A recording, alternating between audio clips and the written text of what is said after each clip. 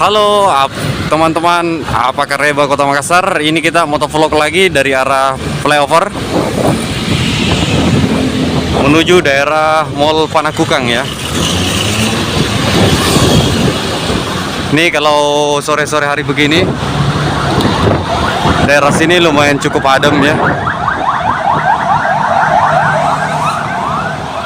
Jadi tol layang AP Veteran ini dia penghubung dari daerah Sultan Alauddin menuju daerah Bandar Udara Sultan Hasanuddin.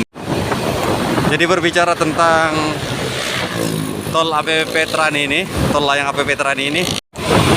Oke, dengan adanya tol layang AP Veteran ini, Makassar sudah sedikit berkurang kemacetan ya, karena banyak kendaraan roda 4 terutama mobil kontainer itu lebih banyak memilih melintas daerah atau memilih naik di jalan tol ini dibandingkan lewat bawah ya.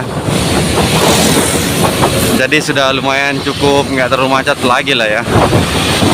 Oke, ini kita mengarah ke daerah Boulevard ya. Nanti kita off-kan video ini di daerah sana. Kita tadi memulai dari sekitaran daerah flyover. Ini daerah sini sudah nggak padat banget teman-teman ya.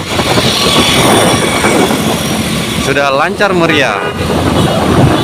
Ini kita sekarang berada pas di depan ini Mall Ramayana Veterani ya, yang mengarah ke daerah Mall Panakukang di Jalan Boulevard.